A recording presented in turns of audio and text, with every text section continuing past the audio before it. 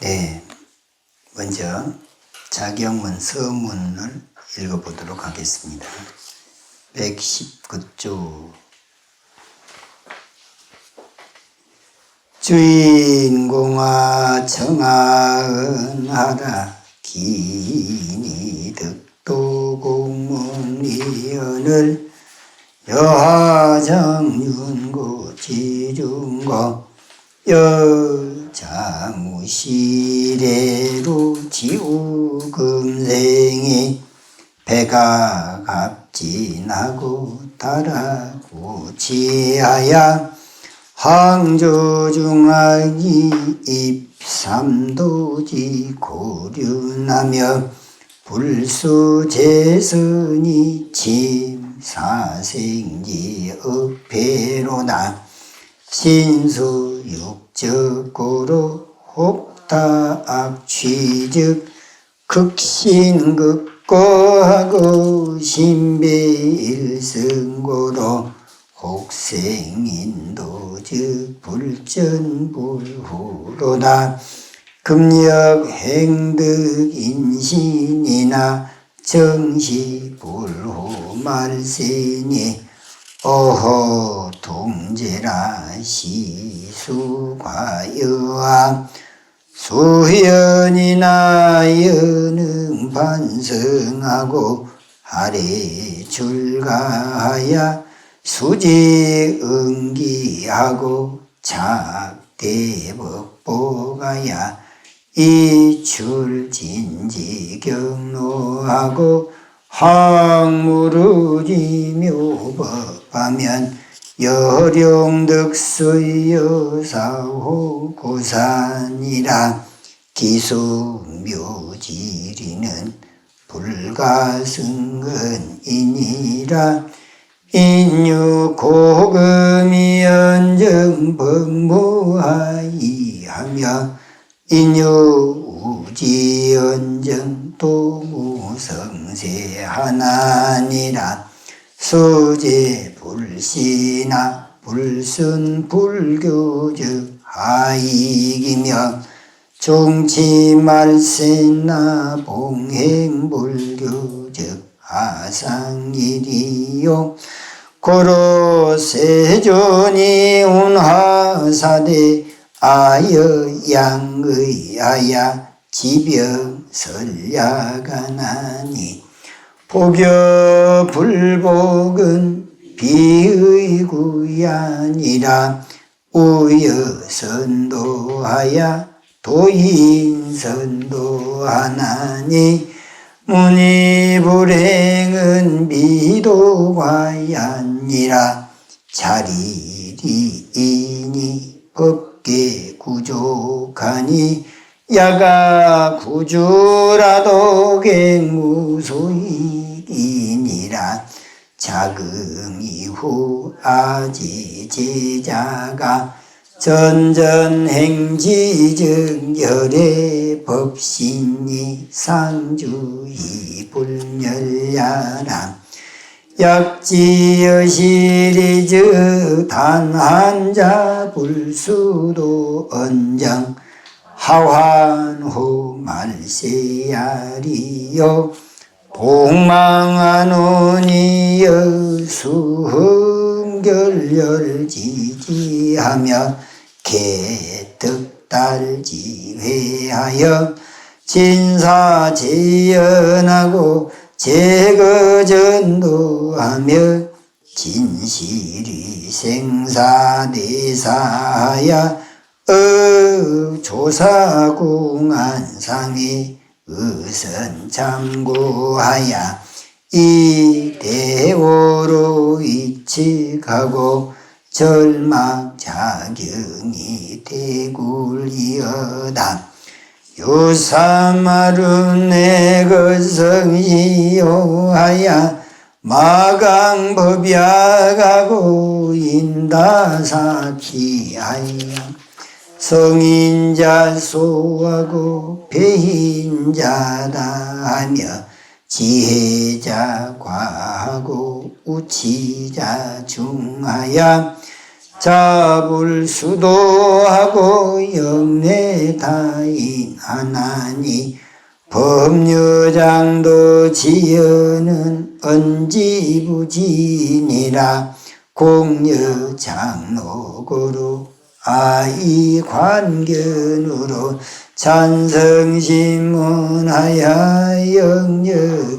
영여경제가누니 여수신제하여 무일가위를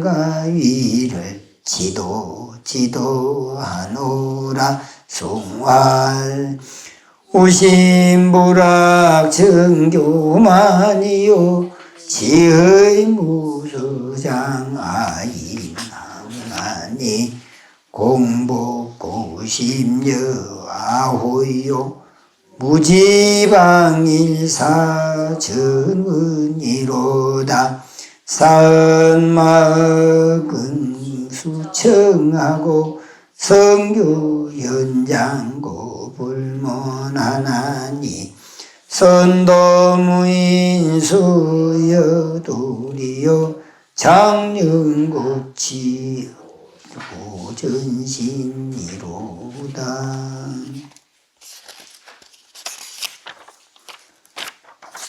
청륜합치 고전신이로다.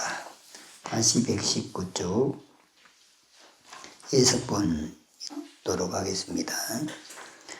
주인공아 나의 말을 들어라.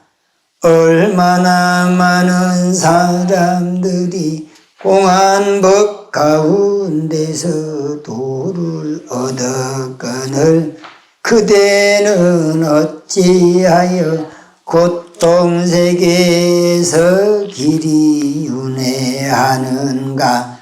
그대는 비로됨이 없는 예전부터 금생에 이르기까지 깨달음을 등진 채 번뇌와 짝을 짓고 어리석음에 떨어져 항상 온갖 악업을 짓고 사막도의 고통스런 윤회에 들어갔으며 모든 선업을 닦지 않고서 사생의 폐에 빠져 있도다.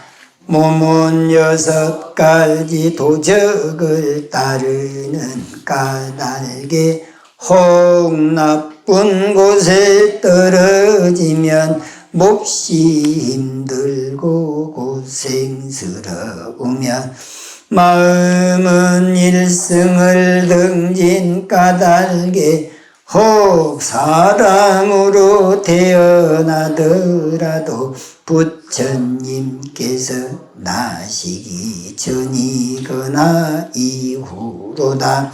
이제 또한 다행히 사람의 몸을 얻었으나 바로 부처님 가신 뒤에 말세이니 어허 슬프고 애답도다. 이것이 누구의 허물인가.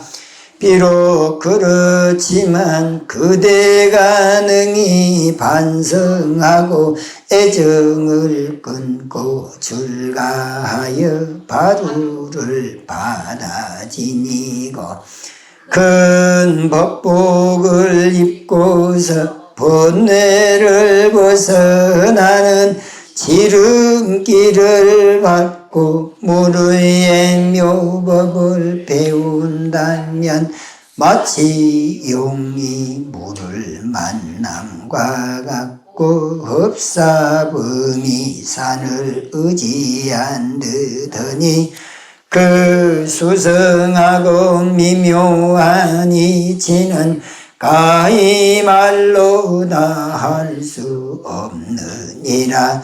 사람에게는 예전과 지금이 있으나 법에는 멀고 가까움이 없으며 사람에게는 어리석음과 지혜로움이 있으나 도에는 성함과 쇠함이 없나니라. 비록 부처님 제세시라 할지라도 부처님 가르침을 따르지 않으면 무슨 이익이 있을 것이며 설사말천세를 만났다 할지라도 부처님의 가르침을 받들어 행한다면 어찌 해로움이 있을 것인가. 고로 세존께서 이르시길 나는 훌륭한 의사와 같아서 병을 알고서 약을 처방하지만 먹고 먹지 않는 것은 의사의 허물이 아니다. 또한 친절한 길잡이와 같아서 사람들을 바른 길로 안내하지만 듣고도 가지 않으면 길잡이의 허물이 아니니라. 자신에게도 이롭고 남에게도 이로운 것이 법에다 갖추어져 있나니 만약 내가 오래 머물더라도 다시 이익될 바가 없느니라. 지금 이후부터 나의 모든 제자가 이 법을 펴고 이어가면서 일을 행하면 열애의 법신은 항상 머물러 없어지지 않으리라고 하셨다. 만약 이와 같은 이치를 안다면 다만 스스로 도를 닦지 않음을 한탄할지언정 어찌 말세임을 근심하리요. 엎드려 바라노니 모름지기 그대는 결렬한 뜻을 세우고 특별히 슬기로운 마음을 열어서 모든 인연을 다 버리고 뒤바뀐 소견을 제거하며 진실로 생사대사를 위하여 조사의 화두공안에서 마땅히 잘 참고하여 큰 깨달음으로써 법칙을 삼고 절대 스스로 가벼이 물러서지 말지어다.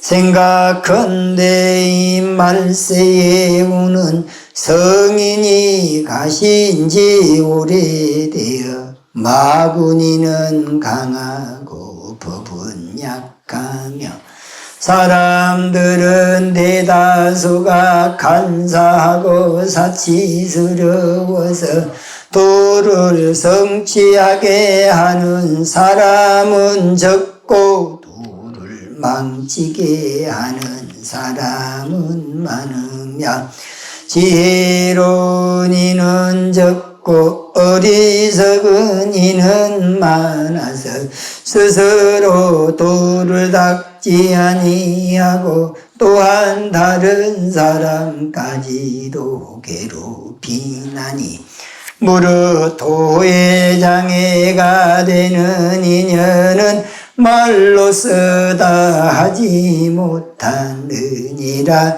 그대가 길을 잘못 들까 염려하는 까닭에 내가 좁은 소견으로 10가지 문을 마련하여 그대로 하여금 경책도로 가누니 모름지기 그대는 믿고 지녀서 하나라도 가히 어김이 없기를 지극한 마음으로 빌고 또 비노라.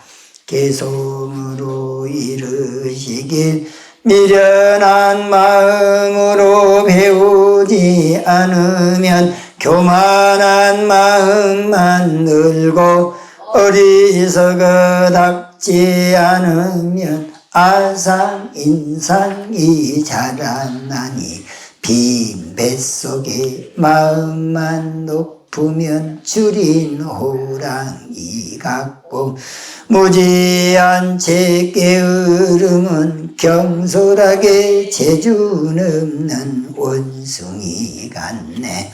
삿된 말과 마구니는 즐겨 받아듣고 성인의 가르침과 연인의 글은 들으려 안니네. 선도의 인연이 없으니 누가 그대를 제도리요. 길이 악도에 빠지니 고통만이 몸을 감싸네. 네, 지난 시간까지는 제11강으로 자경문 서문 중에서 오호 통제라 시수 과여아까지 오호 슬프고 애답도다 이것이 누구의 허물인가까지 살펴봤습니다. 지난 시간에 판란에 대해서는 설명을 한 것 같은데 말세에 대해서는 말법시기 여기에 대해서는 시간이 조금 부족해서 건너뛰었던 것 같아요. 부처님께서 법을 설하신 것을 그 가르침이 전에 내려온 데 있어서 세 시기로 나누는데 그것은 이제 삼시라 그러거든요. 맨 첫 번째는 부처님의 가르침이 온전히 다 전에 내려온 시기를 정법시라 그래요. 그 다음에 상법시가 있고 우리가 말세 하는 것은 말법시라 그래요. 그럼 뭘로 기준으로 삼았느냐?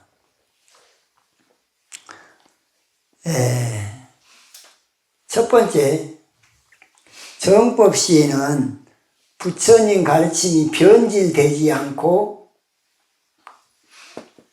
그것이 온전히 전해질 때를 교설이 요것이 있고 그 다음에 두 번째는 수행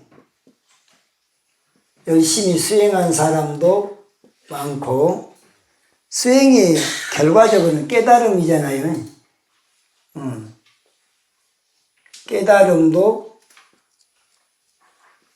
있고 이 세 가지가 다 있을 때를 정법시라 그래요. 그 정법 500년이라 그럽니다. 정법시를 보통 500년이라 그러는데 상법시라 한 것은 뭐냐면 부처님 교설은 그대로 있어요. 수행도 있어요. 그런데 이제 상법시가 되니까 대승불교가 나오게 됐어요. 부처님 열반 들고 나서 500년까지는 정법시인데 대승불교 나오면서부터는 서로 내가 의지하는 경전만이 최고라 하면서 서로 이 말싸움만 많이 한단 말이에요. 이론만 많이 분분하고. 그러니까 깨달음이 이제 깨달음을 얻어서 해탈한 사람이 드물게 됐어요. 이 대승불교 와서부터는. 그 다음에 말법 시대는 어떠냐. 그냥 서로 자기네 주장만 많아요. 이론은. 그러니까 교설은 있지만은 수행자가 별로 없어요. 수행하는 사람은 없고 맨날 말만 앞세우고 그러다 보니까 종파가 엄청 많이 생겨납니다. 종파가. 불교 안에서도 엄청 많은 종파가 생겨나고 그냥 어느 경우는 막 절 하나가 한 종파가 돼갖고 있는 수도 있고 그래요. 그 다음에 이러니 깨달음을 얻는 사람도 극히 찾아보기가 어렵다. 그래서 말법은 이게 교설만 있고 중구난방으로 이런 이론 저런 이론만 있고 그 다음에 수행자가 즉히 드뭅니다. 왜 그러냐? 배가 너무 불러. 등이 따서. 그러니까 고통스러운 걸 잘 못 느끼는 거예요. 그래서 수행하는 사람들이 어렵고 힘든 걸 극복하려고 그런 것이 아니라 편한 것만 추구하다 보니까 깨달음을 얻는 사람이 참으로 찾아보기 어렵다. 그래서 그런 세상을 말세 그러는 거예요. 이 말세에는 교설만 있고 수행을 제대로 한 여법하게 수행한 사람 드물고 거의 드물고 또 깨달음을 얻어서 부처님의 정법을 그대로 드러내고 생사해탈을 증명하신 분들이 참 찾아보기가 어려운 세상이 말법 세상. 근데 이제 사람 몸 받기가 어려운 걸 인신난덕이라 그러잖아요. 그 사람 몸도 받았고 불법 난봉인데도 부처님 법도 만났어요.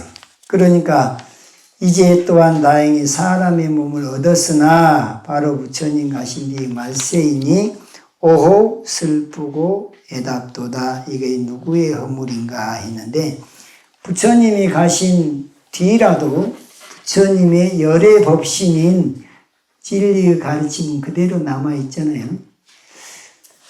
그러니까 지어줘도 못 받아먹는 것은 부처님의 허물이 아니고 본인의 허물인 것이지. 안 그래요?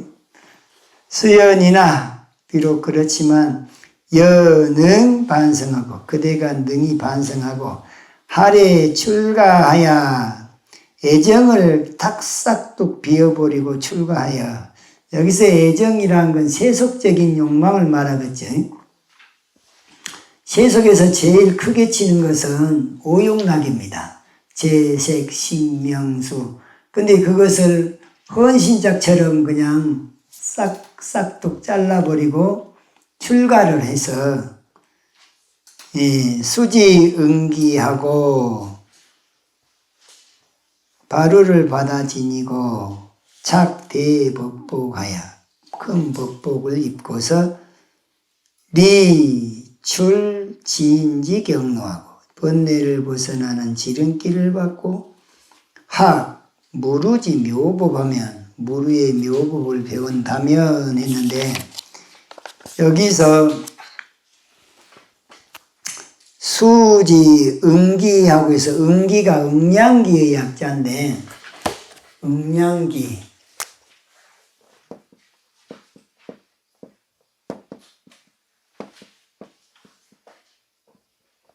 응량기를 응기라 그랬어요. 이게 뭐냐? 이게 바로 바루를 말합니다. 바루.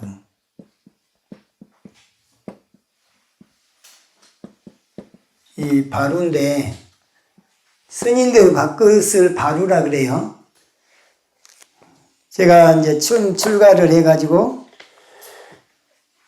선방회를 갔는데 선방회를 출가하고서도 바루 공양을 했지만 이 바루 의식 자체가 그 밥 먹는 자체가 수행이라는 것을 인식하게 된 건 선방에 가서 바루 공양을 하는데 이걸 다 외우는 거예요. 처음에 밥 먹는 자체도 수행으로 그대로 연결되게 하는 선방에서는 그 법이 식당작법이라 그래가지고 식당, 밥 먹는 것을 식당이라 그러잖아요. 바루 공양을 할 때 여법하게 의식을 하는 거 작법이라 그래요. 그러면 이제 그 입승 스님이 죽비를 치면은 선가에서는 이 말 없는 가운데 그냥 말하자면 서로 소통을 하거든요. 그럼 미리 약속을 한단 말이죠. 미리 약속을 하기를 처음에 이제 입승 스님이 죽비를 한번 딱 치면은 뭘 하게 되냐면 불은 상기기라 그래서 부처님 은혜를 생각해내는 개송을 읽어요. 그러면 이제 그 개송을 외우는데 이게 입승 스님이 죽비를 한 번에 딱 치면은 불생가비라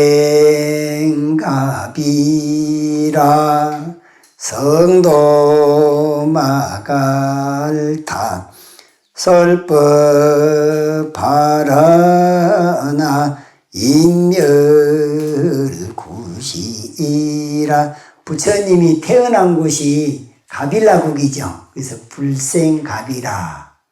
그 다음에 부처님이 도를 이루신 성불한 그 동네가 마가다국이거든요. 그 마가다국을 갖다가 성도 마갈타. 마가다국의 부다가야에서 도를 이루셨거든요. 그게 부처님이 출생지를 생각하고 성불한 자리를 생각하고 법을 펴는데 어디서 처음에 설법을 했는가? 그래서 설법 바라나시에서 녹야원에서 사성제 법문을 했잖아요. 그 다음에 이제 인멸이 될 때는 반열반이 될 때는 구시나가라 사라쌍수 아래에서 열반을 하셨으니까 이 부처님이 출생한 곳, 성불한 곳, 법을 편 곳, 그 다음에 이 열반이 든 곳, 이걸 4대 성지라 그래요. 그러면 이제 인도를 여행을 간다 할 때는 이 4대 성지를 가기도 하고 8대 성지를 가기도 하고 그래요. 그러면 그 중에서도 우리가 항상 부처님의 은혜를 잊지 말아라 라는 의미로 공양할 때도 먼저 이걸 생각을 하게 하는 그것을 이렇게 낭송을 한다고요. 그래서 다시 한번 보여드릴게요. 딱 치면 불생 따라하세요. 자, 불생가비라 불생가비라 성도마갈타 성도마갈타 설법하라나 설법하라나 인멸구시이라 인멸구시라. 그러고 난 다음에 또 죽비를 한번 딱 치면 죽비일성이라 그래요. 그러면은 뭘 하냐면 이제 바로 표시오라는 신호예요. 이게 그러니까 이 죽비라고 하는 게 신호기 일종의 신호기예요. 이제 바로 표시오라는 것을 전발계 개송을 또 읽어요. 독송을 하는데 열애응양기 아금득부전 원공일체중 등삼윤공적 이렇게 하고 나면 그 다음번에는 이제 또 3번을 이걸 딱 치는 거예요. 그러면 뭔 소리냐? 이제는 바루를 딱 펴라는 소리예요. 그러니까 이렇게 외우고 난 다음에 바루 펴라는 신호를 죽비 3번을 딱 친다고요. 그러면 이제 바루를 이제 끌어가지고 밑에서부터 이제 보자기 펴고 개원을 건 개워놓고 바루를 갖다가 안에 칠 이 매일 작은 것은 이쪽에 반찬 바루 놓고 그다음 물바루 놓고 국바루 놓고 어시바루 여기 부처님 바루 여기 놓고 그래서 부처님, 보살, 영각, 성문 이렇게 이제 여러 순서가 어시바루가 부처님 바루예요. 여기서는 부처님이잖아요. 보살 바루는 국바루예요. 그 다음에 이제 물바루는 연각 바루고 반찬 바루는 성문 바루인데 그걸 순서대로 이제 안에서부터 꺼내온단 말이죠. 그것을 이제 하는 거 정발 바루를 펴시오 하면서 죽비 3번을 딱 치면 그걸 딱 끝내요.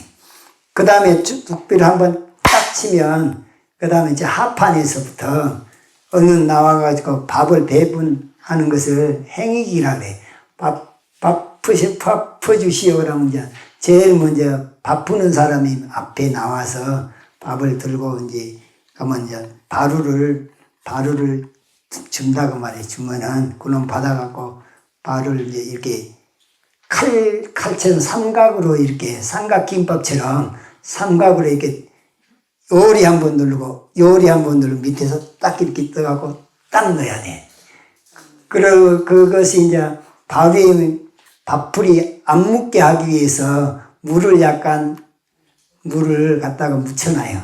그래갖고는 그리고 또 주걱에다가도 물을 가끔씩 묻혀가면서 이렇게 해서 한번 또 이렇게 해서 한번 밑에서 딱 이렇게 하면 삼각김밥처럼 삼각이 떠져요. 그걸 갖다가 딱 하는데 그러고는 이제 지나가요. 그래 바루를 먼저 주고 이제 그럼 받아서 그 다음번에는 이제 국이 와요. 국. 제일 먼저는 물이 먼저 돌아요. 물이 청수가 물이 먼저 여기 바루를 씻어내야 되니까 물을 하고 그 다음에 밥, 그 다음에 국, 그 다음에 찬상은 여러 개가 이제 한꺼번에 이 동그란 상 안에서 굴른 바퀴가 있어서 밀려가면서 내가 먹을 양만큼만 이 반찬 바루에다가 그걸 넣어야 돼요. 그런데 부처님 바루에는 밥하고 국수하고 그것만 들어갈 수가 있어요. 근데 보살은 자비스러우니까 국바루에는 밥도 받을 수도 있고 국도 받을 수도 있고 반찬도 받을 수도 있고 이게 골고루 다 받을 수가 있어요. 자비스러우니까 다 받아들여요. 그 나같이 게으른 사람은 밥을 밥바루에다가 안 바르고 보살 바루 국바루에다가 밥을 바로 받아버려요. 국은 국대로 또 받고 반찬도 거기다 받고 한 바루 안에다가 다 해결을 해버리고 물만 따로 있다가 왜 그러냐 나중에 다 씻어야 되는데 앞바루부터 차근차근 다시 한 4개를 씻어야 되잖아요. 그런데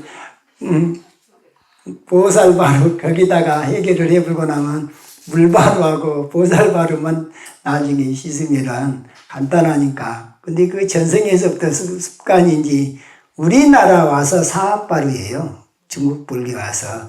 인도는 지금도 일바루예요. 바루 하나에다가 다 받아갖고 반찬만 바루 뚜껑이 있다고 받더라고. 그래서 그게 하나로 모든 걸 해결하는 게 전생의 습이 아닌가 하는 그런 생각이 들었는데 제가 송강사에서 2철을 살았는데 송강사는 그때만 하더라도 매 끼니마다 바루공양을 했어요. 바루공양을 하는데 다른 사람들이 이제 눈여겨보는데 소문이 나기를 대주 스님은 그냥 맨날 비빔밥만 좋아한다고 바로 하나에다가 다 받아갖고 먹으니까 비빔밥 먹은 줄 알고 비빔밥만 좋아한다고 이렇게 소문이 났는데 사실은 제가 게을러서 그런 겁니다. 그래서 이제 전발계라는 게 열애응량기란 말이 부처님의 바루를 그 말이에요.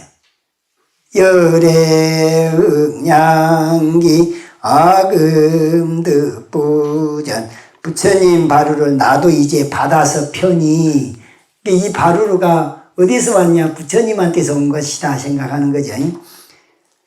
원공일체중 원컨대 중생들도 다 함께 등삼륜 공적 이 모두 다 함께 삼륜이 공적하여지다. 삼륜 청정이란 말이 있어요. 삼륜 공적이나 삼륜 청정이나 같은 말인데 주는 사람은 시자라 그러고 받는 사람 받을 숫자에서 수자라 그러고 그 다음에 그 중간에 물건이 오고 가는 건 시물이라고 하는데 줄 때 공예의 마음으로 주고 받을 때 공예의 마음으로 받고 그 중간에 그 물건도 공유로 왔다가 공으로 간다 이렇게 생각을 하고 그렇게 해서 밥 한 그릇이라도 밥 한 그릇도 그런 마음으로 그 밥을 받을 때는 삼륜이 청정해지는 거예요. 그래서 무주상부시가 된다 그 말이에요. 그러니까 밥을 먹으면서 밥을 받으면서도 무주상부시 마음을 되새겨야 되는 거예요. 그 삼륜 공적의 마음을 가지고 바루의 열의 음양기에다가 밥을 받아라. 반찬도 받고 그래야지 이건 내 거야. 이건 내 거야. 다른 사람 욕심내지면 안 돼. 이런 식으로 하게 되면 삼륜 공적이 안 되는 거예요. 삼륜 청정이. 그러니까 철저하게 식당작법에서는 부처님 은혜도 생각하고 그 다음에 이 바루의 밥을 받을 때도 항상 공예의 마음으로 받고 이런 것이 생활화되어 있는 것이 이 수행이라고 하는 것이 그냥 앉아서 이먹고만 하고 있는 것이 수행이 아니에요. 그건 그것대로 삼매에 들기 위한 하나의 방편이 되지만 일상생활에서는 불자가 철저하게 머리끝에서부터 발끝까지 불법으로 무장이 돼 있어야 된다. 그래서 부처님의 4대 성지에 해당되는 처음에 부처님의 탄생지, 그 다음에 도통한 자리, 설법한 자리, 인멸한 자리를 생각하는 것을 불은 상기계를 먼저 하는 거죠. 그 다음번에 외우는 것이 전발결에서 이제 바루를 펴는 개송을 하고 그 다음번에 이제 죽비 삼성에 이제 바루를 쫙 펴는 거예요. 근데 이 바루를 펴면서 따그닥따그닥 소리를 내면 안 돼요.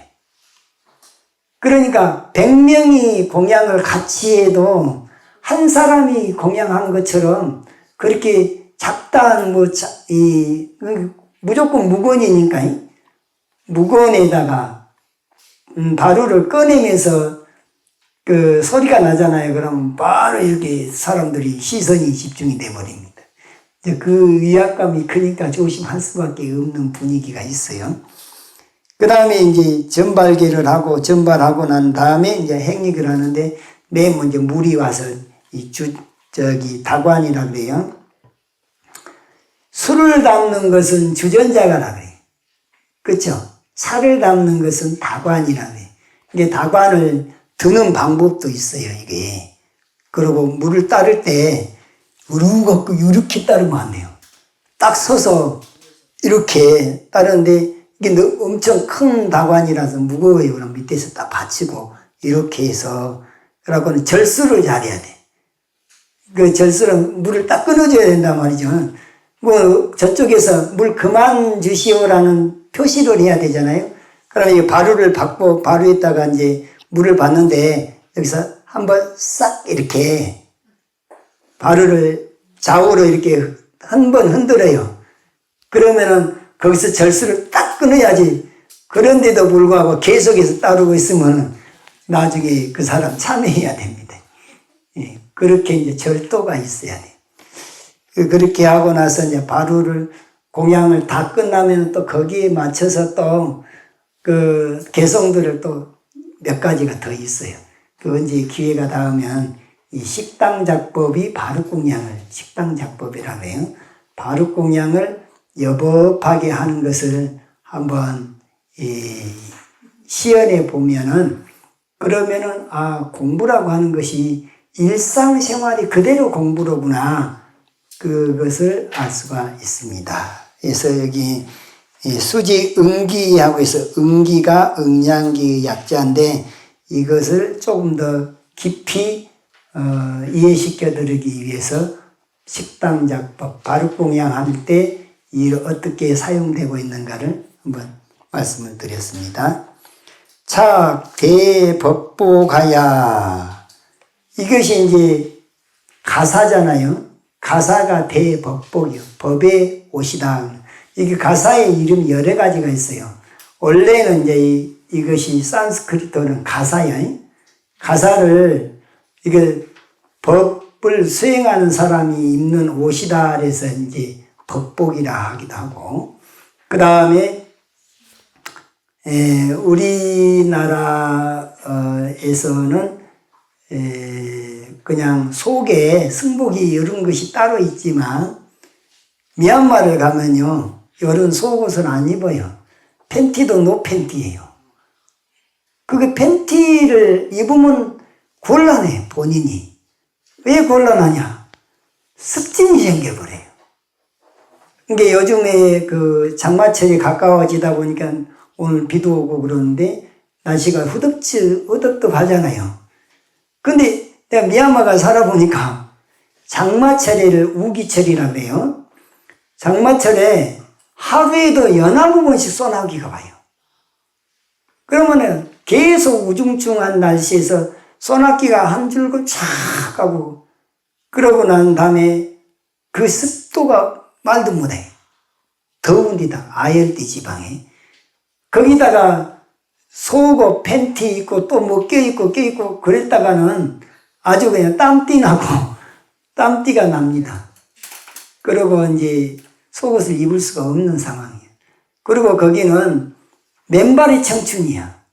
그러니까 신발도 안 신고 그냥 양말도 안 신고 법당에 올라가려면 무조건 양말까지 다 벗어야 돼. 신발도.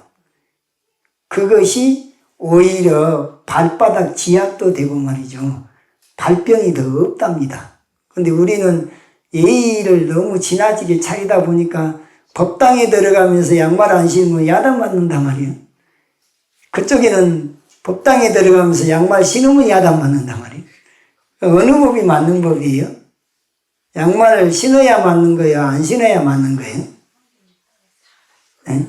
그 나라 갔을 때는 그 나라 법을 따라주는 게 맞고 이 나라 왔을 때는 이 나라 법을 따르는 것이 맞아요. 그런데 너무 지나치게 이 나라 법 따른다고 하면서 너가 양말을 여름철이니까 양말 안 신고 다니는데 그놈을 안 신고 법당에 왔다고 그놈을 막 나무라고 그러면 그 사람 나무란 사람 마음이 오염됐는가 안 오염됐는가를 스스로 한번 생각해 봐야 돼요. 전혀 몰랐을 때는 가르쳐주는 의미로서는 절에서는 이렇게 하는 것이 좋습니다 정도는 괜찮은데 그걸 갖다 핀잔을 주고 말이에요. 그것도 모르냐고 야단을 치면 다음번에 절에 오고 싶겠어요? 안 오고 싶은단 말이에요. 그래서 그 지적을 할 때도 요령껏 해야지 지혜롭게 지적을 해야지 서로 빈정이 안 상한단 말이에요. 서로 감정이 상해 놓으면은 오히려 마이너스 효과가 오게 되니까 그것도 법당에서 일을 한 사람은 항상 우리 지금 해설아 보살님처럼 아주 겸손하게 아주 저런 모습으로 법당 보살을 해야지 그래야지 다른 사람들이 와서 그 절에 갔더니 법당 보살이 너무너무 친절하고 마음씨가 곱더라고 이런 소문이 나면 서로 올라그럴 거 아니에요. 해설아 보살 저기 아주 무료 봉사를 하는데 박수 한번 보내십시오. 이제 법복에는 세 가지가 있어요. 승가리, 울따라승, 안타회라고 하는데 그 삼의 옷이 스님들 옷은 세 벌이에요. 세 벌이라는 게 같은 걸로 세 벌이 아니고 용도가 달라요. 안타회라고 하는 것이 이제 나는 여기서 글만 봤을 때는 얼른 구분이 잘 안 갔어요. 그랬더니 미얀마를 갔더니 여기 밑에 치마 대용으로 천조가리를 갖다가 이렇게 뺑 잡아 돌려서 그걸 갖다가 여기다가 딱 끼워 넣어요. 그러면 치마 대용으로 하의 개념으로 하의 아래 옷이잖아요. 아랫돌이 이 옷 개념으로 하의 개념으로 치마 대용으로 입는 옷을 안타이라 그러더라고. 그 다음에 이제 요거 이제 상의 개념이에요. 이게 안타의 위에 이제 웃돌이 개념이 울따라승이라 그래요. 그러니까 먼저 하의를 입어야 되겠잖아요. 그 다음에 이제 웃돌이를 걸쳐야 되겠잖아요. 웃돌이 걸치는 것을 울따라승이라. 그 다음에 이제 승갈이라고 하는 것은 이건 이제 중의라 하는 것인데 그 울따라성 옷을 갖다가 두 겹으로 우리 누비 두루마기 하듯이 누비 가사를 울따라성이라 그래. 그럼 그 누비 가사는 어떤 용도로 쓰느냐?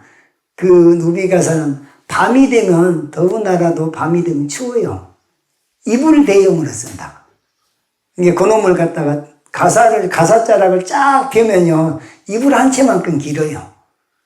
그러니까는 그것을 덮고 잘 수도 있고, 추울 때 이게 끼어있는, 우리가 날씨가 따뜻해가지고 좀 편하게 옷을 입고 갔는데 어디를 갔더니 그러면 추우면 어떻게 돼요? 뭔가 하나를 끼어 입어야 돼요. 끼어 입을 때도 그렇게 쓰고, 그 다음에 어디 초청받아서 갈 때, 그럴 때 그 위를 갖추기 위해서 그 세 가지 옷이 다 필요한 거예요. 그러니까 정진하다가 추울 때 또 그냥 끼어 입는 옷으로도 승가리 옷을 쓸 수도 있고, 잠잘 때 이불 대용으로 덮어서 쓸 수도 있고, 그래서 이 세 가지 옷을 삼의라, 근데 이걸 다 대법복이라 하기도 합니다. 큰 법복을 입고서, 이 말은 뭐냐면 그 출가를 하면 자연스럽게 가사를 수하게 되니까 출가를 해서 그런 의미예요. 출가해서 리 밟아라 출진지경로라. 진자가 번뇌예요. 번뇌를 출한단 말인 벗어나는 지름길을 밟고 배워라 그 말이에요. 무르지 묘법을 배워라. 이게 무르라는 말의 반대는 유루예요. 밑빠진 독에 물 붓기 시기에 유의법의 행은 유루법이 되는 것이고, 그것이 뭐냐, 이 십악 십선 가운데 십선행 있잖아요. 십선행들은 불사생, 불투도, 불사음, 불망어, 불기어, 불양설, 불악고, 불탐, 불진, 불치, 이것을 인위적으로 그런 선행을 한단 말이죠. 이건 유루법일까요? 무루법일까요? 유루법인 것이 나를 가지고 하니까 그래. 아상을 가지고, 아집을 가지고, 나다다다 내가 생색을 내기 좋아하면서 그런 행을 하는 것은 착한 일은 착한 일이로되 밑빠진 독에 물 붓기 시기에, 그래서 유루법이 되고, 그것은 복이 되기는 하지만 다 물이 새 나가고 나면 본래 아무것도 없는 것처럼 그 유루에 한계가 있는 복이다. 그런데 무아의 마음으로 복을 짓게 되면은 그것은 무루법이 되겠죠. 그러니까 불교에서는 뭘 강조하냐? 무아를 강조한다고. 그러니까 말을 해도 한 바 없이 말을 하게 되면은 84,000 법문을 써려도 한 법도 설한 바가 없다. 부처님은 무의의 행을 하신다. 또는 무루의 법을 펴신다. 그러니까는 무루법으로 행을 하는 것이 공의 마음으로 법을 설하면 법을 설해도 설한 바가 없게 되는 거예요. 무아의 마음이나 공의 마음으로 법을 설했을 때는 설해도 설한 바가 없고, 이렇게 남을 봐도 무아의 마음과 공의 마음으로 보면은 봐도 본바가 없는 건데, 그럼 어떤 것이 본바가 있는 거냐? 봐, 잘생겼구만. 아니, 어떻게 생기다 말았는가? 이건 다 이분법으로 분별하고 시비하는 마음으로, 그런 마음으로 볼 때는 본바가 있는 거죠. 그러나 무아의 마음, 공의 마음으로 본다면 봐도 본바가 없다. 그것을 무루지묘법이다. 그러죠. 듣는 것도 유의의 마음, 내가 있다가 하는 아상의 마음을 가지고 들으면, 아이고, 저 말 하면 돼? 안 돼? 하고 자꾸 분별 시비. 그 말에 걸려 넘어지는 거죠. 그 말에 걸려 넘어지면 그 사람이 유명 인사를 할지라도, 아주 그냥 불교계에서 유명 인사로 할지라도, 그 사람이 말끝마다 그 말꼬리를 잡고 거기서 마음이 편안하지 못하다면 공부를 잘한 사람이 못한 사람입니다. 큰 스님이 됐잖아요. 큰 스님이 됐으면 그 큰 스님다운 행이 나와야지 언행일치가 돼야지 말로는 무루법, 말로는 무위법을 얘기를 하면서 실제 그 사람 가만 행을 보니까 아주 그냥 아상을 있는 대로 아집을 있는 대로만 그냥 내세우더라. 그러면 그 사람은 껍데기만 큰 스님인 거예요. 그러니까 우리들 불자 한 사람 한 사람이 부처님을 대신해서 행을 한다 생각하고 할 때는 항상 무아의 마음, 공의 마음을 앞세워서 보고 듣고 행동을 그렇게 해야지 무르지 묘법이라서 셈이 없는 밑 빠진 독에 물 붓기 아니라 밑이 안 빠진 독에다 차곡차곡 거기다가 복을 쌓는 것과 같다. 그래서 그런 행을 무르지 묘법이라는데 그걸 배워야 되겠죠. 그래서 배우라는 의미로서 학, 그러니까 학 배울 학자, 학 무엇을 배워? 무르지 묘법을 배워라. 이 셈이 없는 밑이 안 빠진 독에 물을 부어야지 차곡차곡 쌓이던 것처럼 그것은 무아의 마음과 공의 마음을 온 몸과 마음에 무장을 하고 행을 하게 되면 무르의 묘법이 드러나게 된다. 그래서 무르의 묘법을 배운다면 여룡득수요 사호고산이라. 우리가 흔히 사용하는 용어 가운데 소도 비빌 언덕이 있어야지 비빈다 그런 말 쓰잖아요. 호랑이는 밀림에서는 호랑이가 아주 고양이과 동물들은 습격을 잘해요. 이게 딱 은둔에 있다가 어떤 먹잇감이 오기를 한참을 기다리는 거예요. 끈기 있게 기다려요. 그러다가 먹잇감이 출현했다 싶으면 갑자기 습격을 하는데 그러면은 습격을 잘 하려고 하면은 잘 은신처가 필요하잖아요. 비빌 언덕처럼 은신처가 필요한데 그것이 바로 사호고산이라 산을 의지한 것과 같다. 호랑이는 밀림에서는 호랑이가 아주 숲속에서는 활동하기가 좋은데 그냥 평야 같은 데는 사자들은 또 떼거리로 또 덤벼 들어가지고 먹이 사냥을 하고 그러더라고요. 호랑이는 습성이 혼자 살기를 한 산에는 두 마리 호랑이가 같이 살면 안 된대요. 서로 싸워서 죽이거나 이런 일이 있으니까 호랑이는 한 산에는 대장이 하나가 있어야 돼. 대장이 둘이 되면 서로 경쟁 정도가 아니라 싸우고 그냥 시기 질투해갖고 오히려 판이 깨지니까 한 회상에서도 조실은 한 사람이어야 돼. 조실이나 주지가 한 사람이어야 되는데 어떤 절에 보면은 주지가 있는데 주지를 그냥 또 밀어내고 발령을 내버려 가지고 주지가 둘이 될 수가 있고 그러잖아요. 그런 경우는 한 산에 호랑이가 두 마리 있는 셈이 돼갖고 누가 피해를 보냐? 신도들이 아주 피해를 봅니다. 그래서 그런 것도 지혜롭게 해야 되는데 용이 물을 만난 것 같다라는 이 말은 뭐냐면은 수행자가 본분의 경지에서 안주하는 거예요. 그러니까 아까 말하면은 무아의 마음으로 무르의 묘법을 행을 하게 되면 이게 본분사에 맞는 행이 되는 거예요. 무아나 공의 마음으로 눈에다가도 무아나 공을 딱 장착을 하고 귀에다가도 이렇게 무아나 공을 딱 지혜로 이렇게 무장을 하고 코에다가도 혀에다가도 온 몸과 온 마음에 항상 이게 뼛속까지도 그것이 들어앉아 있을 정도로 무장을 하고 또 무장을 하다 보면은 그것이 마치 용이 물을 만난 거. 용이 승천하려고 하면 물이 있어야 돼요.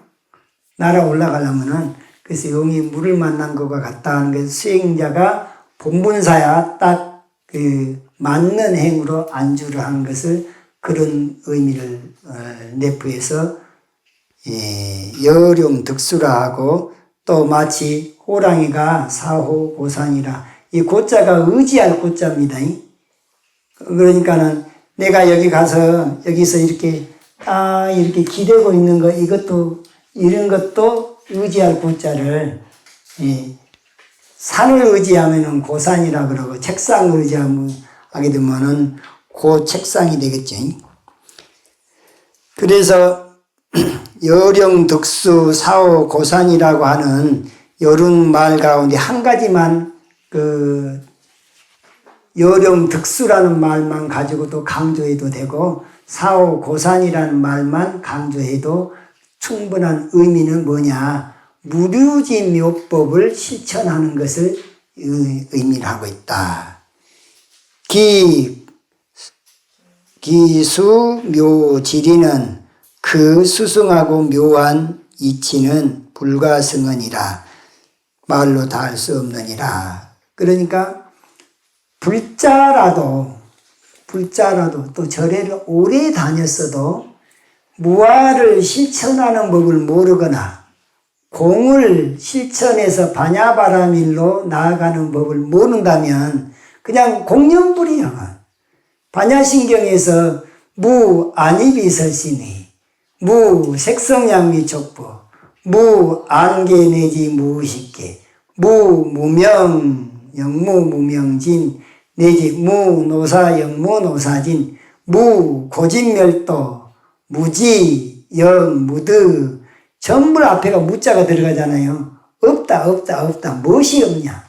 공의 입장에서는 없다 그 말이에요. 그래서 제법 공상은 불생불멸하고 불구부정하고 부정불감하다 그랬잖아요. 공의 특성이 뭐냐? 생멸이 없어요. 더럽고 깨끗함이 없어. 그 다음에 더함도 덜함도 없어요. 어째서 그러냐? 공은 그대로가 진리니까 그래요. 그러니까 진리의 입장에서 놓고 볼 때는 생멸이 없어요. 더함도 덜함도 없고 또 더럽고 깨끗함도 시작도 끝도 없다. 이게 다 온 몸과 마음이 이렇게 무장이 돼갖고 있는 상태에서 놓고 볼 때는 공의 입장에서는 안입이설신이도 본래 공한 거 아닌가. 내 몸과 내 마음은 본래 공한 거 아닌가 할 때 아상이 무아상으로 바뀐다고 말이에요. 그 다음에 무아의 마음, 공의 마음으로 보고 듣고 그 다음에 냄새 맡고 맛보고 촉감에서도 그럴 때 공의 마음을 앞세울 때 불입 색성향미 촉법이라 그래요.